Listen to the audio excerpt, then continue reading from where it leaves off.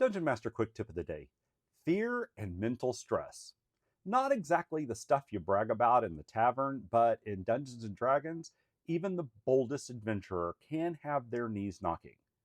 Sure, adventurers are made of sterner stuff than the average farmer, who'd honestly probably run screaming from a ghost chicken, but that doesn't mean they're immune to supernatural terror or a mind bent past its limits. Fear effects. The baseline is the frightened condition. It usually kicks in after a wisdom save with a DC depending on how pants wetting the situation is. Open a sarcophagus and see a harmless ghost waving hello, that's a difficulty of about 10. Step into an illusionary nightmare made just for you, DC 15. Watch a portal to the abyss peel open reality like an orange, that's a DC 20 nightmare buffet. And while you're frightened, your dungeon master might make things worse, forcing you to dash away, letting enemies get advantage on attacks, or limiting you to one action, move, or bonus action per turn.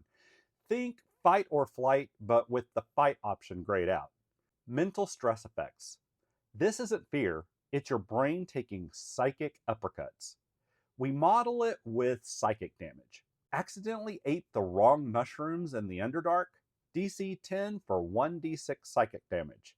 Touch a cursed idol, whispering your name? DC 15 for 3d6 damage. Blink into the far realm for a heart-stopping glimpse of things that shouldn't be?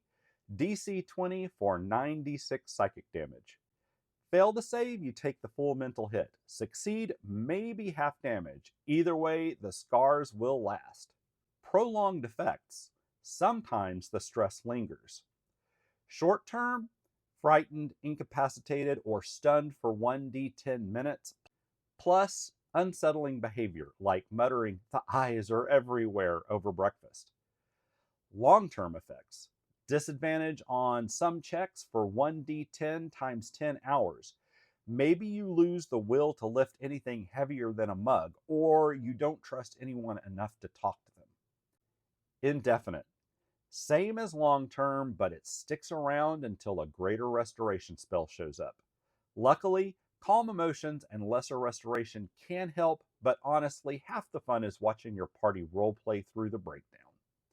So yeah, fear and stress aren't just obstacles, they're a chance for tension, drama, and a few moments your players will be laughing about long after the dice stop rolling.